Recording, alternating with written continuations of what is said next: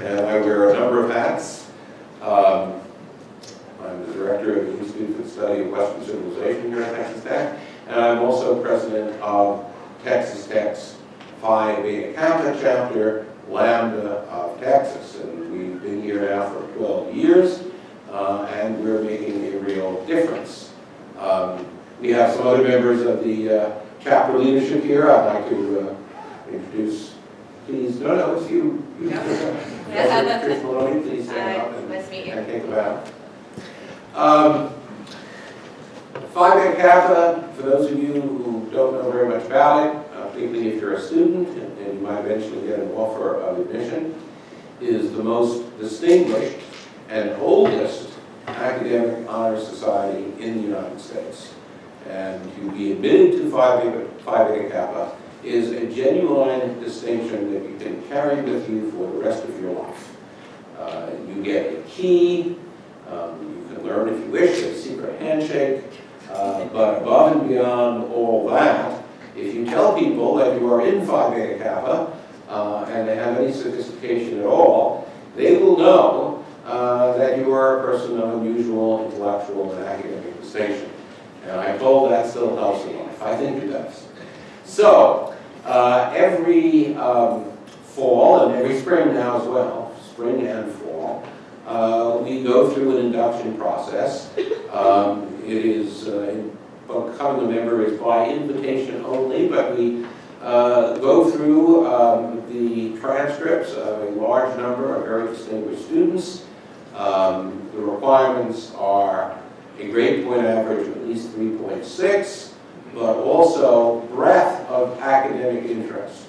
In other words, we want you to have demonstrated by taking advanced courses at a significant intellectual distance from your major that you are genuinely interested in academic knowledge, in the world of the mind.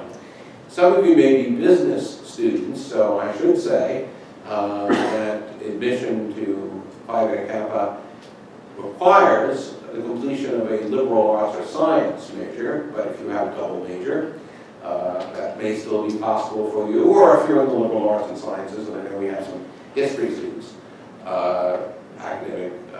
your Phi Beta Kappa could well be in your academic future. So keep all that in mind, and if you receive an invitation, you do have to affirmatively accept it. You don't have to do anything else. We actually pay your dues. It's all very painless, and you get to go to a very nice induction ceremony. And beyond that, as I said, you have a distinction, a very high distinction, that you can wear proudly and with some profit for the rest of your life. We do other things besides admitting members. One of the things that we've been able to do the last 2 years, and it's something of an honor for our chapter, is host a distinguished visiting Phi Beta Kappa scholar. This year, he's a very interesting scholar indeed, Professor Fishback from the University of Arizona. He is an economic historian. Indeed, he is the Thomas R. Brown Professor of Economics, but his field is economic history. He combines qualitative and quantitative approaches to economic history. He's the author of a number of books, which I will try to, at least in some cases, put aside to read. It's hard to get on my reading list, but his books really seem juicy and appetizing. For example, Soft Coal and Hard Choices. Well, that's a book about the mining business in the post-war era. He's also written a book, most recently, called Well Worth Savings, about the homeowners loan corporation set up in the Depression to save mortgages that were, for various reasons, underwater. And of course, we had that experience again in 2008 and 9. And also a book called, very broad but interesting subject, Government and the American Economy, A New History. He's currently working on a history of the long progress of the American economy called Far More Booms Than Busts, something that we hope will continue. Today, he's going to take up a rather provocative subject. What is war good for? Many people think, apart from the occasional necessity to defend our shores, that there is economic value in war. And that's the subject that Professor Fishback will now examine. So please give me a hand, give a hand, not me, him.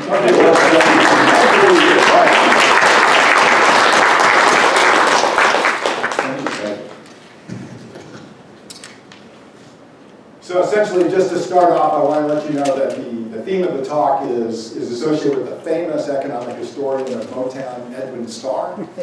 War, what is it good for? And the answer is basically absolutely nothing. Yeah.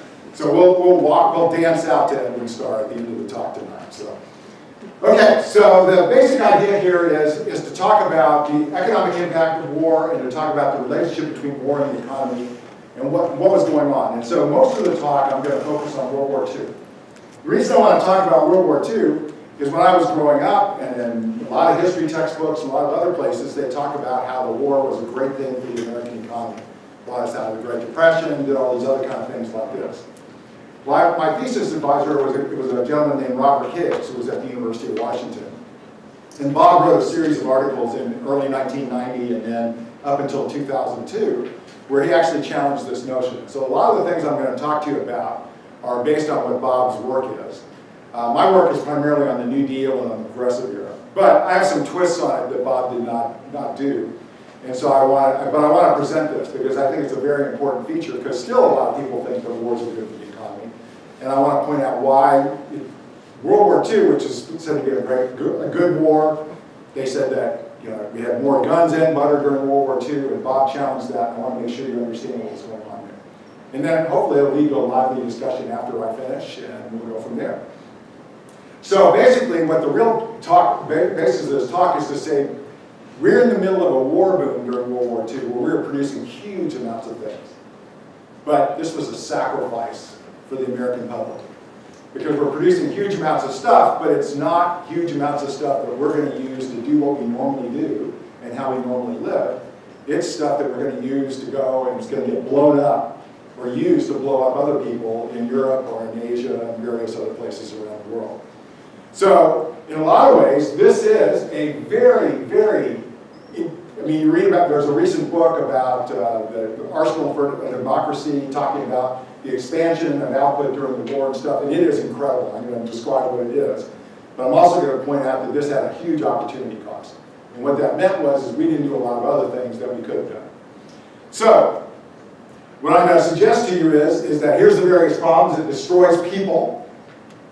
It destroys capital and natural resources in all sorts of different ways. We can recover from some of those things. The destruction of people is particularly damaging. Capital can be replaced. Natural resources, usually the earth is actually pretty good at recovering itself. What we do is we shift to military activities that are designed to blow up and harm other people. They also, and do all sorts of things like that, but what we do when we give that up is we give up the opportunity to consume the normal things that you have in life. And a lot of people gave up years of education to do these kind of things and a lot of other things as well. So the basic idea behind economics is to talk about opportunity cost. What do you give up when you make a decision? Well, we gave up huge amounts of stuff. That's why I call it a sacrifice. It also leads to much higher taxes, leads to higher inflation, leads to a huge debt. The World War II debt, we confirmed, we have never paid that debt off. Okay, we've run deficits ever since, and we've had a debt in the past. Before that time, the way things worked, most economies, including the United States, if you went to war, you had to run these big deficits during the war, you accumulate a lot of debt, and then over the next 10 or 15 years, you pay it back. Okay, but that has not happened in our society. Now, one of the things about war is there are always some gainers and some losers. And so what I'm suggesting is the losers lose more than the gainers gain in these situations. So here's my ranking of war scenarios. So the number one thing to have happen is no war. If you have no war, then it's a much better situation for everybody in society. You produce normal goods and everything goes on. Second is is where we were between 1938 or 1939 and 1941. Which is we're not participating in the war, but we're supplying to other people who are involved in the war. All right, so the question I have to address is, why is that worse than no war at all? Because it seems like we're producing a lot of other things, right? And are producing for other people, so our economy is humming along and doing better. Well, the problem is it's humming along and doing better, but is it producing things that we usually like to consume? And the answer is no. We're producing tanks and ships and warships and all sorts of things like that. And those tanks and warships are outbidding our resources. And it's raising the prices that it costs for us to live our normal lifestyle. Okay, so that's the argument for that. So 1 and 2, you can flip around a little bit, but I'm still arguing no war is better. You definitely, if you're going to fight a war, you do not want to fight it on your own soil for obvious reasons. So you don't want to have people destroying your population, destroying your local capital and your local land. The next worst one is war with an opposing nation that's on your soil, and then the final one is the Civil War. And the Civil War in the United States is one of the most destructive things that we ever had, destroying people, places, and things. And all you have to do is look around the world today at all the various civil wars, and you just see just horror shows out there. One of the big lessons we've learned from Nobel Prize winner Doug North and his co-authors in their study, Violence and Social Orders, what they suggested in that was if you look at the growth of economies around the world, what you'll find is the US and the leading industrial countries, the places that are relatively rich today, the big thing about them is that they've grown, but they've gone through periods, everybody goes through periods where the economy falls apart. The big thing is the economy falls apart in the most advanced countries for only 2 or 3 years, or maybe 1 or 2 years, and then they go back to growing again. Whereas in a lot of other economies, what happens is they'll grow for extended periods of time, and then they'll have some kind of problem with their government, or they'll have a civil war, and then they'll give it all back. And they'll basically destroy all sorts of situations. So you can think about Somalia, you can think about what Venezuela is going through these days. They don't really have a civil war, but they've given it all back.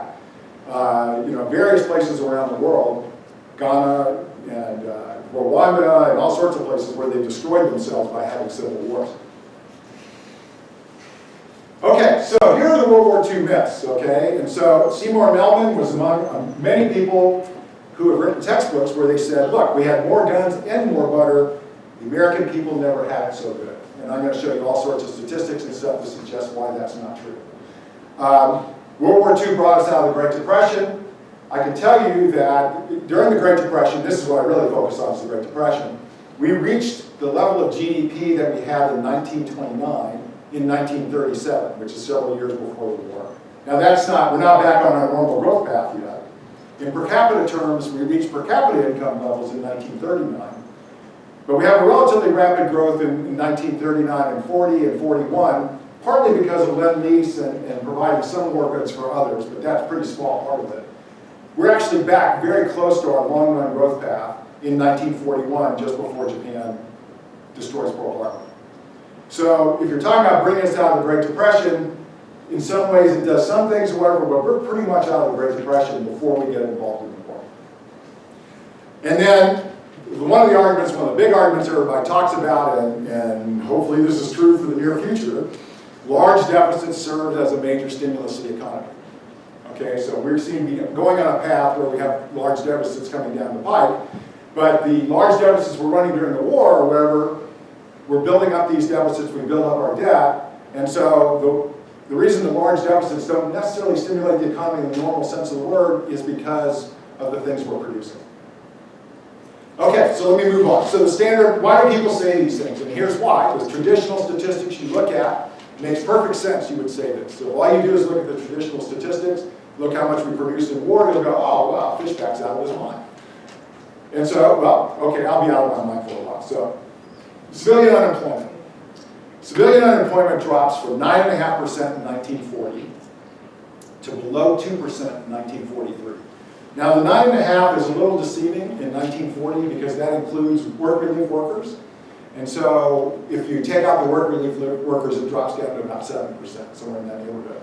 In 1941, the civilian unemployment rate, excluding relief workers and things like this, is about 6% or 5.5%. Okay, so they're below 2% in 1943, 1944, and 1945. So in that sense, I mean, everybody's employed. I mean, it's almost impossible to be unemployed in this kind of context. And usually what's going on with the 2% is is they are temporarily between jobs because they're moving back and forth between various places. So there's always a churn in the labor market.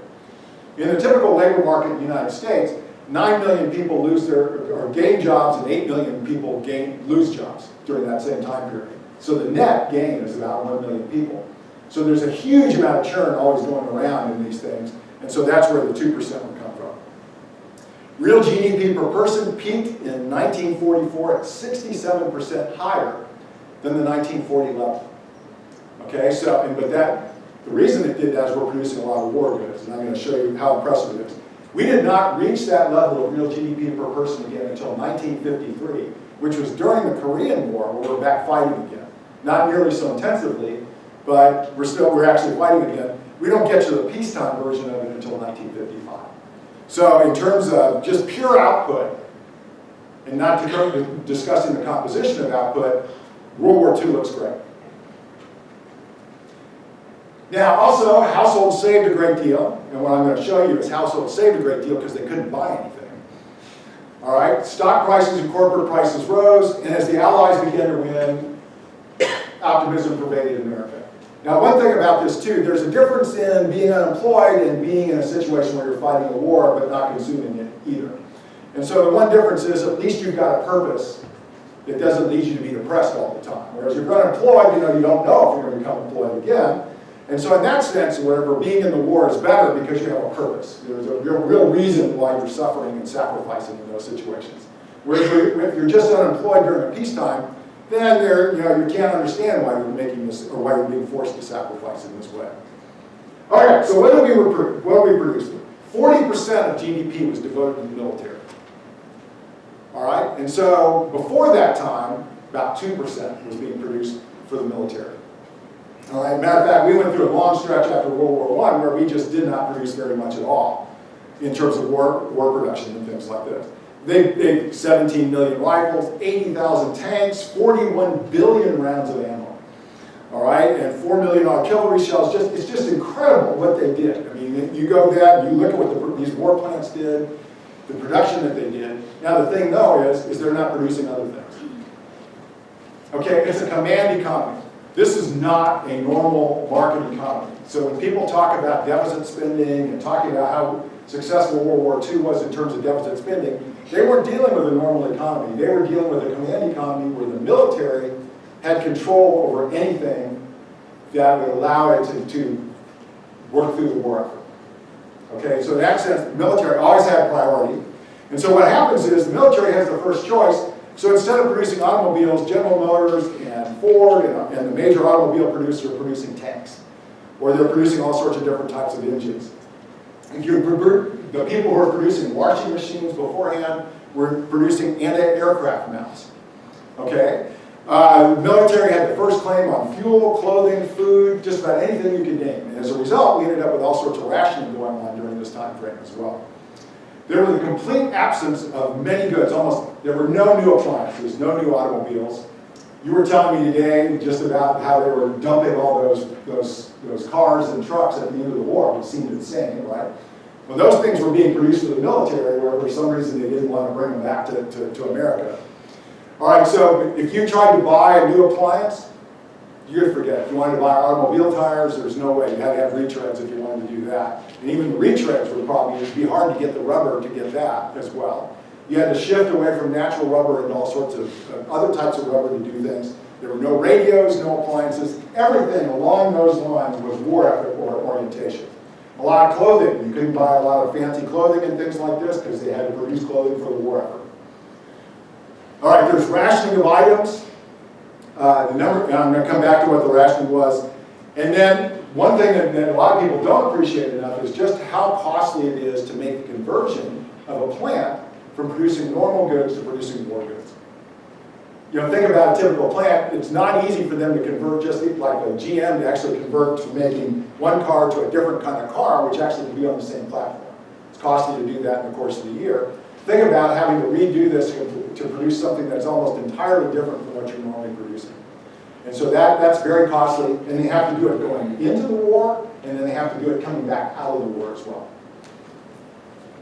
Oops. So here's my claim. Sacrifice, sacrifice, sacrifice. If I could have put the word sacrifice on here more, I would have. I mean, I'd be wearing a tattoo across my forehead. It would be a henna tattoo. I wouldn't go for permanence. But war is sacrifice. War is hell. Sherman had it right. And it was hell not just on the battlefield, it was hell at home too. All right, so here's what I'm saying here is what you can see. These are pictures. The green line is consumption. This is kind of the standard picture from Keynesian economics, which is consumption, government, and investment. And what you'll see is the brown line is government spending, and you can see government spending just explodes during the early 40s. And that explosion is producing military goods, and that actually even understates what's going on, because this is just what the government has direct control of. Don't forget that they're actually hiring all sorts of firms to produce things, and that's in the consumption and investment side of the story. But just look at what investment does. That's the purple line down there. And it drops down very, very low during this time frame. And then you can notice that consumption drops down very low. So it's being replaced by government output. Okay? And that government output, a lot of it is not being consumed by locals. So now one of the things people talk about is productivity growth and technology. And the argument has been, well, if we hadn't had the war, we hadn't had all that emergency that would force people. You know, emergency, necessity is the mother of invention. That's the story that's often been told. Now, but nearly all the R&D was designed for military purposes. Now, we get some spillover benefits and things, but they're weak spillover. The type of things we get are things like penicillin. Okay, and so they said that the production of penicillin sped up. I would bet that the production of penicillin spread up by maybe a year or two at most. All right, people talk about, well, we learned a lot about how to send radio waves and television waves and things like this. But television had been developed in the late 1930s. All right, and so what we stopped doing is producing consumer televisions. What we were doing was using televisions for military purposes. Improved ship and plane production, that did happen, microwaves and things like that. But here is the key point I want to make. Most of these were high-cost things that were not easily translated to mass production. All right, so you're doing things at very high cost to win this war. No problem with that. And I have no problem with the idea that we needed to fight this war. My point is that we had to sacrifice to fight this war. So be aware that it was a high cost to do it. But stopping Hitler, stopping Tojo, stopping Mussolini, that was important. Now, for the world as a whole, that was a very important thing. And so a lot of these measures of innovation just did not translate well to the peacetime economy. Let me give you a modern example, the internet. Anybody know when the internet started? The early feelings about the internet was the DARPANet, which was a military network that was developed where academics had access to it as long as they were working with the military. It starts in the 1960s. All right? And so we go through all sorts of development of the DARPANet, and it's not until the mid-1980s that they start to open it up for more and more people to use, and it's really not until about 1990 where they really opened it up for a wide-ranging use. One of the interesting things about this was the biggest thing that they talked about as being an effect of the DARPANet was that they developed email.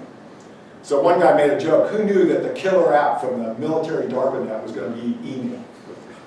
All right, so anyway, so what happens, but just look at what happened as soon as this becomes private companies and all sorts of other people out there producing and using the internet. What happened? In 1930, between 1990 and what we have today, our access to information, the whole structure of what was going on just exploded. And it's not necessarily because of markets or things like that. It's because they opened the door for millions of people to make all sorts of small changes in what's going to happen in these situations. Before, it had been highly security. It had been, you couldn't get access unless you had military clearance. So it was and on purpose, it was limited because they didn't want other people to get into the net. Okay, so once you open the door for everybody else to do it, it just opened up the door for huge amounts of innovation that is so much faster in 1 year than what they did in the previous 30 years. Now, what they did in the previous 30 years was impressive, but it was costly. NSF and the military were spending a huge amount of money doing these kind of things. But this is the point I'm trying to make. The military, in fighting the war, they were doing everything they could, but having to do it fast meant it was going to cost a lot, and it was going to take a long time to translate that into normal production. Okay, so then what we did was we went out and drafted 10 million people. And then 6 million volunteered, Now, the question you want to ask yourself is, how many of them volunteered if there hadn't been a draft? Okay, there were a lot of people who still volunteered, right? And in volunteerism, you see all sorts of claims by people, I mean, my family and other people, talking about how we felt it was necessary to volunteer for the war, things along those lines. But a number of people volunteered for the war. They knew they needed to go, they knew they hadn't actually wanted to go, but they volunteered rather than be drafted because they had a better situation if they volunteered, and they got to pick better where they were going to go. In 1945, 18% of what had been the labor force was in the military. 18%. And 22% were producing munitions and all sorts of other things along that. So it's like 40% of the population is basically fighting the war. All right? Now, this is not a Keynesian stimulus to the economy, like where the traditional thing that you would look at. This is a highly unusual situation, and I can guarantee you that in the Great Recession, I could have eliminated unemployment in less than 6 weeks by drafting everybody who'd become unemployed. Okay, now they're employed in the military, no problem, we're paying them. So that's how you're solving unemployment in that kind of context. That's not a normal way to do it. And you have to put them to work doing all sorts of things. So, I'm going to come back and show some comparisons between what it meant to be in the military relative to what it meant to be an unskilled worker at the same time. And what you'll discover is that until they provided the GI Bill, we stuck it to the guys who fought that war and the women who were over there as well. We were paying them well below what their opportunity cost was. And so we were basically hiding the cost of those people and forcing them to pay the cost to defend the world. Not us, not the taxpayer. Okay, so in 1940, less than 10% of people paid income taxes. And the reason is that it was meant to be at a very high level, and what we had was you had to earn, if you're a family of 4, you had to earn $5,000 a year to be required to pay the income tax. Now, $5,000 a year, that was at a time when the typical worker and family was making about $2,000 a year. So as a result, less than probably 7% of the population was paying the income tax during the 1930s. And that was also true in the 1920s as well. It's a relatively small number. The other thing was it was $2,000 for individuals. The number of federal taxpayers during the war rose 6-fold, from 7 million to 42 million. The top income tax rate was 90%. Okay, so did you ever hear about the super tax in Great Britain? Did you ever listen to the Beatles? Did you ever hear the song Taxman? Taxman talks about 19 for you, 5 for me, or 1 for me. He's referring to the 95% super tax. And so if you see all those people in Europe who will suddenly move to Monaco, that's because they're making a lot of money and they're avoiding that tax. And then there's Astrid Lindgren, who wrote the Pippi Longstocking novel. She got taxed at 103% of her income one year in Sweden. So that's a pretty impressive number. Okay, so paying for the war, tax revenue rose from 6.5% of GDP in 1940 to 20% in 1945. And pretty much, that's kind of where tax revenue is today. Maybe a little bit lower than that, actually, right now. All right, the federal deficit rose from about 3% of GDP in 1940. It went to 21% in 1945. So that's a record for the American economy. Now, what that meant is the federal debt rose from 26% of GDP to 115% by the end of the war. All right, so basically we owe the entire economy to ourselves to pay for this, and to other people who bought war bonds. And then there's the inflation tax, because inflation, what that does is it reduces your purchasing power. Now, the official statistics are the Consumer Price Index and the implicit price deflator for the GMP. All right, so in those situations, the official statistics say that inflation went up 5% per year. But what they don't say is that that's inflation on the official prices. But the official prices were price control. We had Office of Price Control, controlled both wages and prices. And so, and all sorts of people, they started doing the kind of funky stuff you do when you face price controls, and you face all sorts of shortages. People ran black markets, and so the true price in the black market was substantially higher than what it had been before. And the other thing is that a lot of the goods that people were buying were adulterated. They were lowered in quality, so it made it easier to sell them at the cost that you were selling them at. And so if you adjust the price controls for various ways, there have been a number of people trying to adjust this. Hugh Rockoff, who's at Rutgers, and Milton Friedman and Adam Schwartz, they're coming up with adjusted price control numbers of about 9% per year was inflation. And this was pretty low relative to other inflations we saw. Like during the Civil War, the inflation rate was about 20% per year in the North, and it was about 100% per year in the South, and maybe 150%. Okay, so sacrificing by troops, and this is the place where I suggested that we force the troops to pay for this. So to get an adequate army, they're going to have to draft people, because there was no way they were going to pay them full amount to get them to volunteer. So the privates first class during this time period with no dependents were getting paid $58 a month. They were also getting paid 3 squares a day, smart living quarters, medical care, things like that. So that's probably worth about $50 a month during this time frame. But at the same time, they were taking orders 24 hours a day. All right? And a lot of people, half the population of the military, ended up getting sent overseas.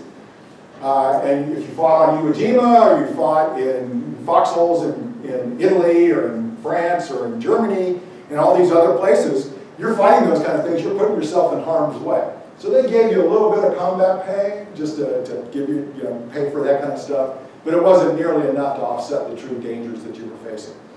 So, civilian, now compare that to someone who was working at home.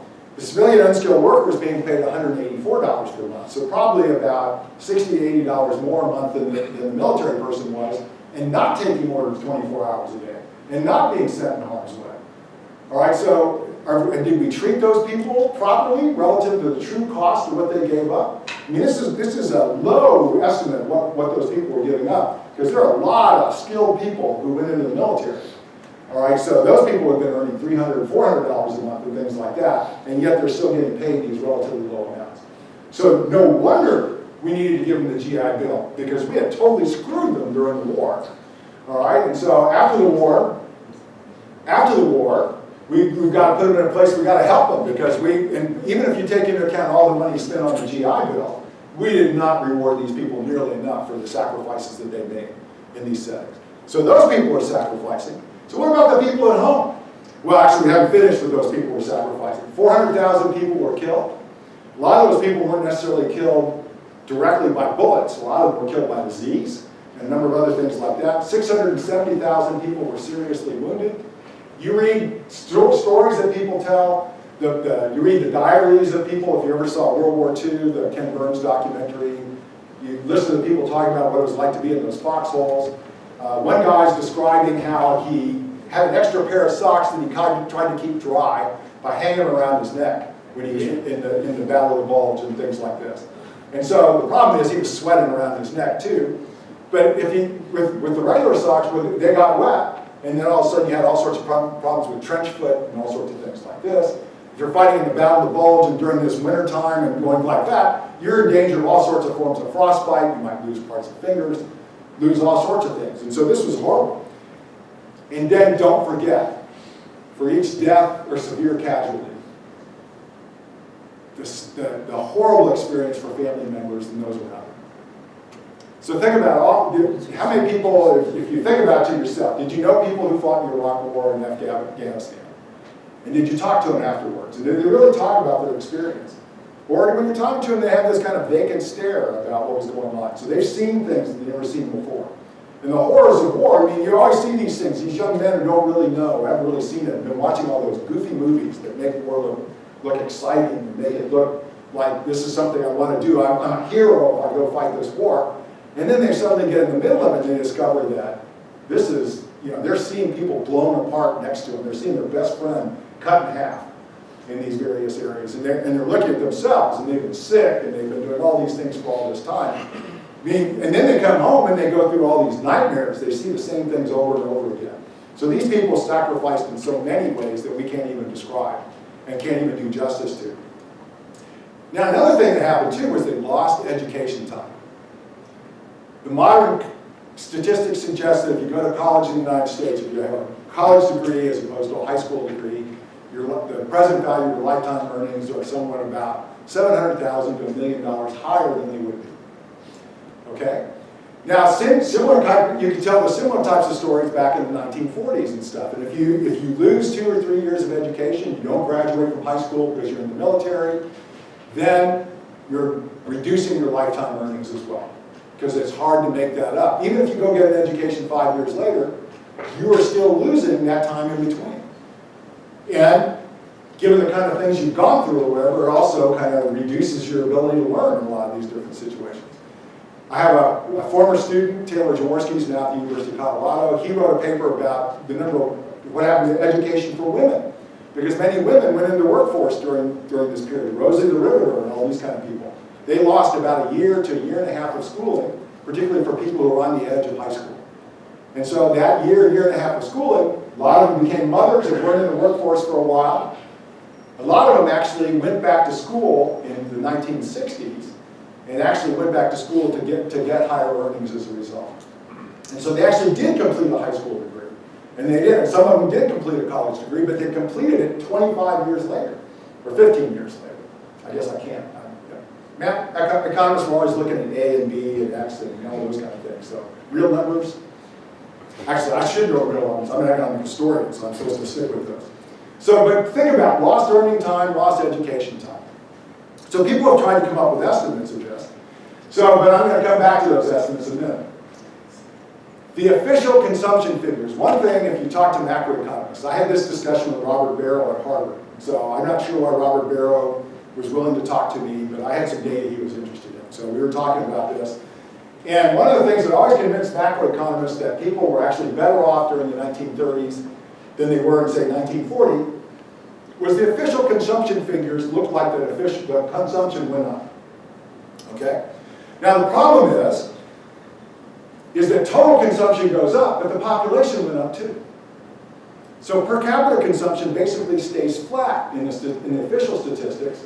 And then if you adjust for the inflation that I talked about, the unofficial inflation problem, what you find is consumption, real consumption by the population went down. All right, and so what you're really looking at is people are looking like the latter part of the Great Depression in terms of their ability to consume. They're looking like they're purchasing basically the equivalent of 1940, where they still have about 9.5% unemployment. And you have declines in the quality of goods and no tires, and then there's rationing. Here's the kind of things that were rationed. Meat once a week. Okay, gasoline. If you wanted to drive anywhere, it was rationed in all sorts of specific ways. So a lot of people didn't drive anymore. Fuel oil was things, so a lot of people got colder during the wintertime. Kerosene, same story. Nylon, silk, shoes. Do you ever see some of these movies, World War II movies, where the women come out there and they want to fake like they're wearing stockings, and so they draw a line down the back of their leg? So I guess not. Okay, so sugar, coffee, processed food, cheese, milk, all of this was rationed. So what do you think is going on with the nutrition for the American society? It's not necessarily that good. And these kind of things. Now, we actually thought we might find an increase in infant mortality during this time frame, but the penicillin issue actually offset that, so it actually eliminated the problem. Then you have the black markets out there, and so basically, if you adjust to the real prices that you should see, the true prices you're paying in the black markets and those things, what they consumed was lower than what they were consuming in 1940 and 41. So this was not a positive experience. This is like an extension of the Great Depression, but in an entirely different format. So now, then the nature of jobs. The hours per week rose drastically from 38 to 45. They worked a long time to try to get an 8-hour day and all sorts of things, and so that gets eliminated.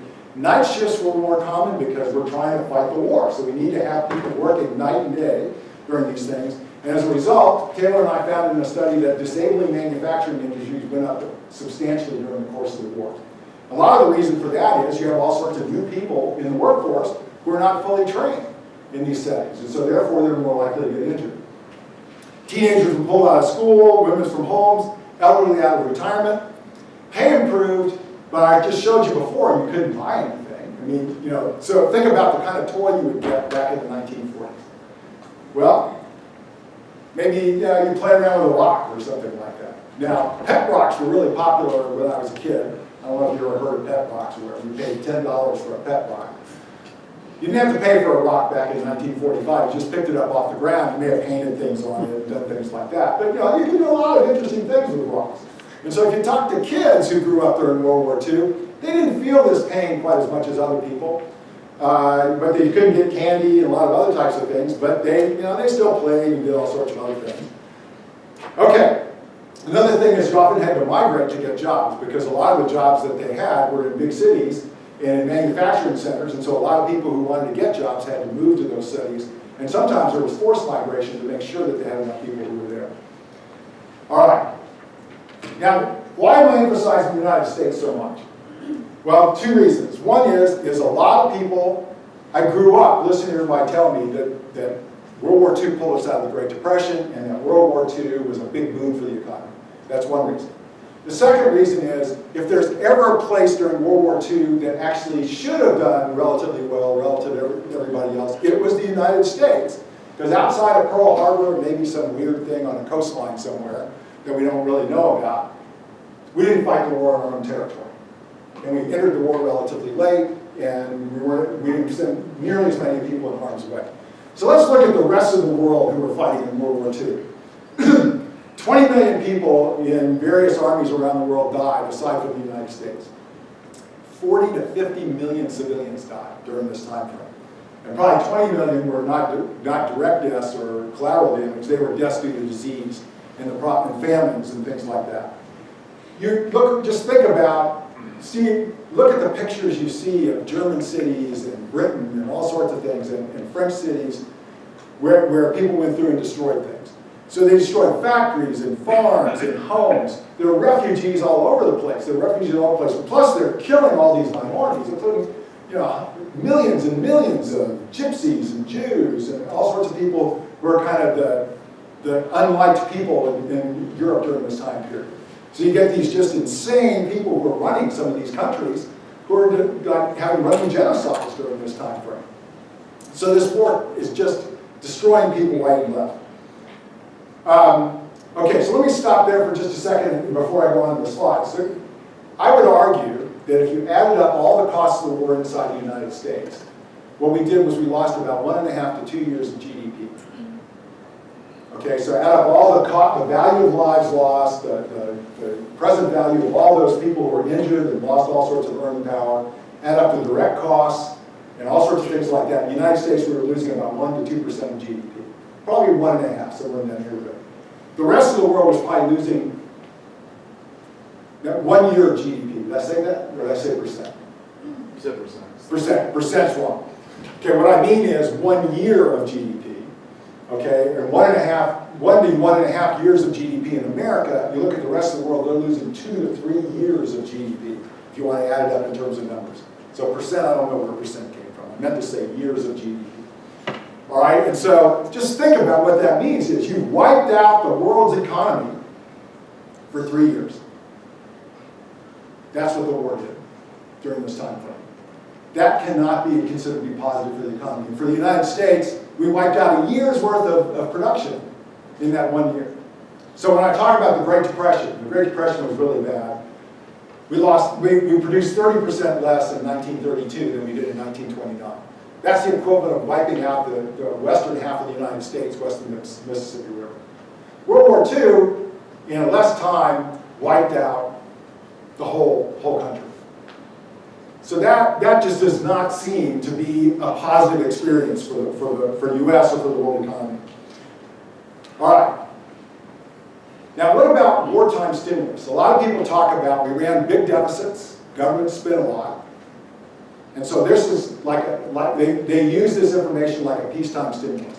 Here's the big problem that macroeconomists face when they want to measure multipliers and Keynesian stimuluses. The biggest problem you face is whenever you're making decisions about how much the government's going to produce, it's influenced by what's going on in the economy itself. So it's not exogenous. It's not being dropped in and showing up randomly. It is being influenced directly by the thing you're actually trying to affect. Okay, so it's really hard to find situations where you have a truly exogenous shock or a truly experimental shock where you can actually get a causal effect of what's going on. And so the ingenious thing that Robert Garrow came up with in the early 1980s and other people was to say, okay, fighting World War II, we weren't very worried about what the economy was doing. What we were worried about was winning the war. Okay, so we're spending all this stuff, it's exogenous. Okay, so this is not a shock that's being influenced by what's going on in the economy. This is a shock that just comes out and you can treat it as a shock, a separate shock. World World War II is really the only time you can do that. You may be able to do it during the Korean War. Vietnam War, probably not. All right, so Barrow came up with an estimate of the multiplier during the war. And his estimate of the multiplier was 0.6.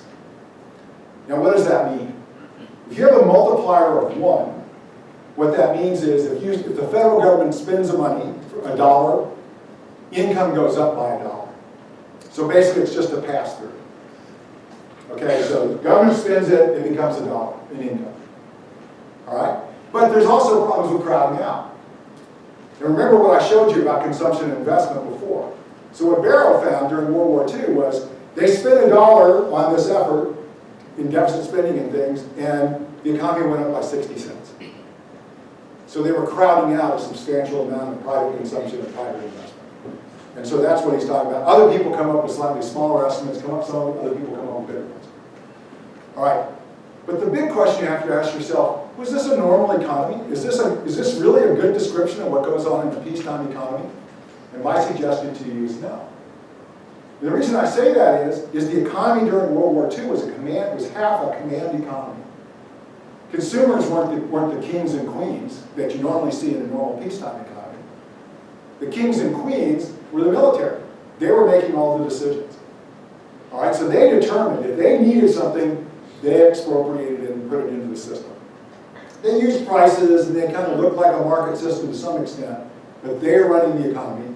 Then we have wage controls. We've limited how much wages can rise. We have rent controls all throughout the country, and we have price controls all throughout the country. This is not a normal peacetime economy. And a normal economy, it's not a normal market economy. So using World War II as an example of a peacetime stimulus is really not a good analogy in these cases. Okay, so to put it in modern context, we're still fighting wars in Afghanistan and in Iraq, but we're committing very few troops these days. So say the Trump administration decided, well, say we had 9% unemployment. So let's move back. We'll move back to 2008 when we had 9% unemployment, something along those lines. So how do they solve it? Well, let's do it like they did during World War II. So the way they did it during World War II is that to solve that problem, to get rid of all that unemployment, say the Obama administration and the Bush administration in combination, what they did was they drafted 5% of the population and put them in the military. And then they took all those people, or a big chunk of those people, and they sent them to Iraq and Afghanistan and had them fight the war. And then what they did is they also decided, well, we need more resources to fight the war, so we're actually going to take a lot of resources that we use to produce computers and automobiles and all sorts of things along those lines. And we're going to devote them to the war effort. We're going to build drones, and we're going to build tanks, and we're going to build a large number of other things. And then we're going to go and try to bring democracy to those places. So kids are suddenly losing these kind of things. Instead of just taking the people who have volunteered in the Army, we drafted a whole bunch of people to do this, and we're paying them very poorly. Do you think that that is really what the U.S. economy, what the U.S. population would have signed up for? Because that's what you're signing up for when you're fighting World War II. Except in World War II, they were fighting an all-out war with the economy, so they were using almost half the economy to do these kind of things.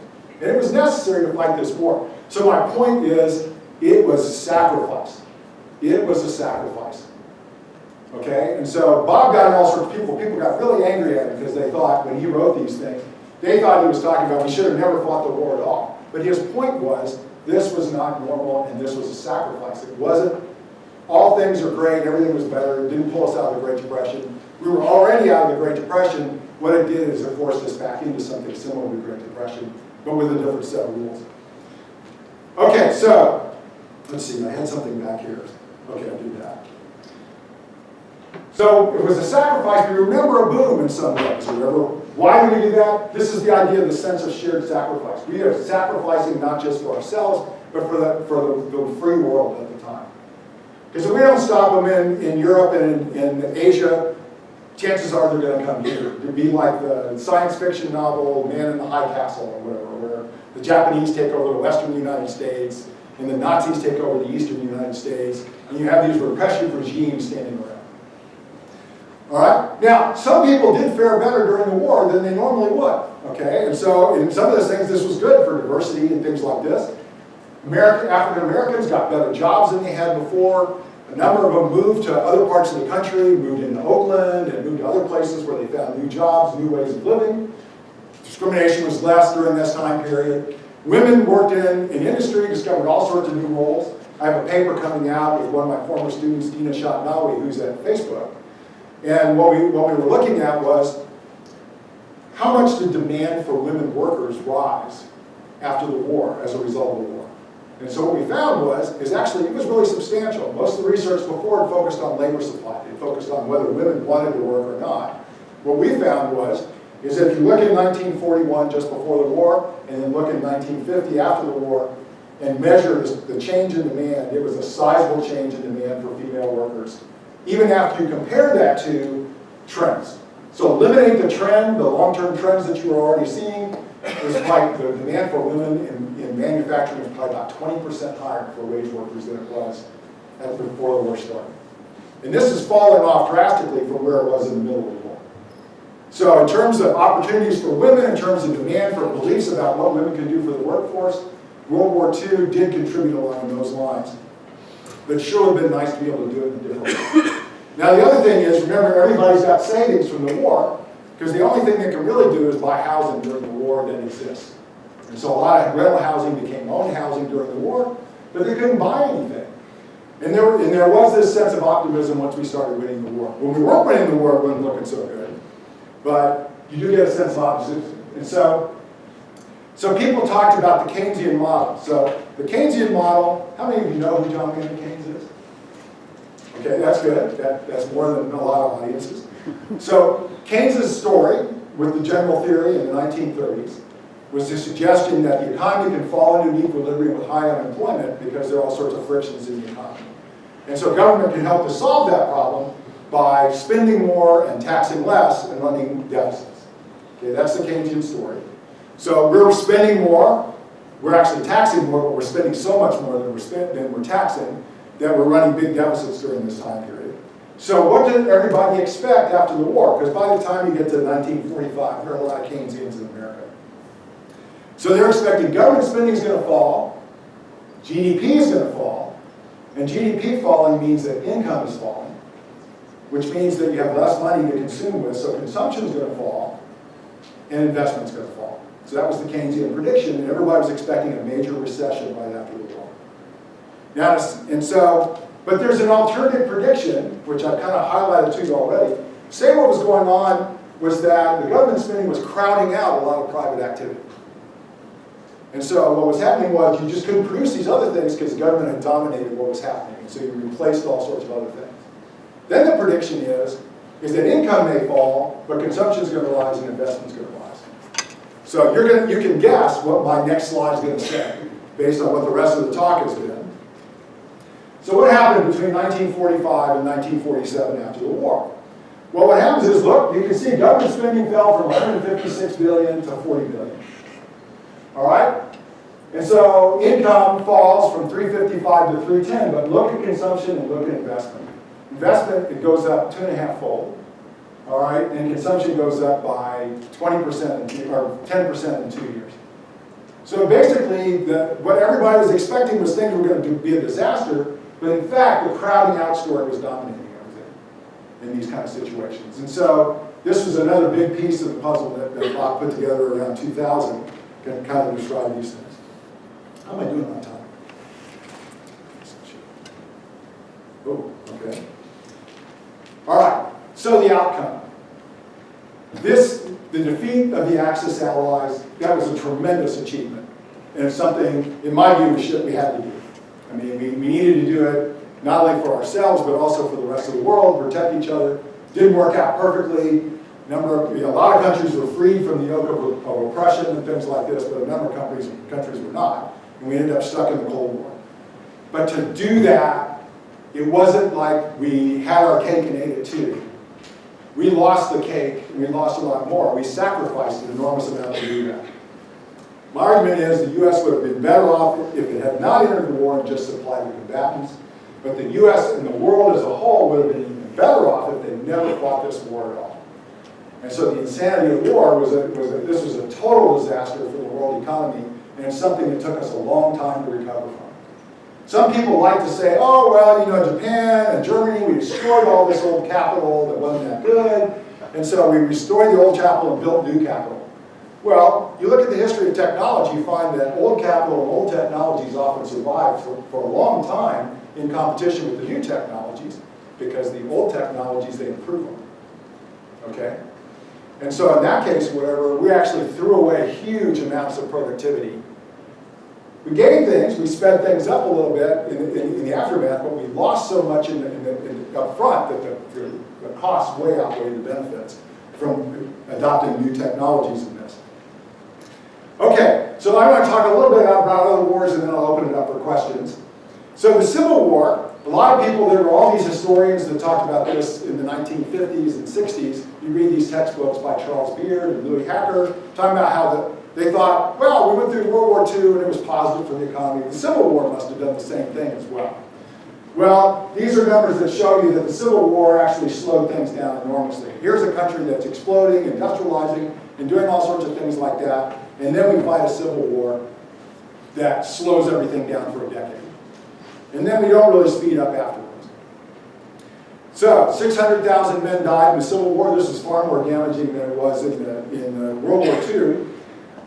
Even more were injured during this time frame, and they were all in the U.S. Okay, so here's the way to do it. We had Frank Lewis, who's at Queen's University in Canada, and Claudia Golden, who's quite a leading economic historian in the country, wrote this paper about the damage of World War II.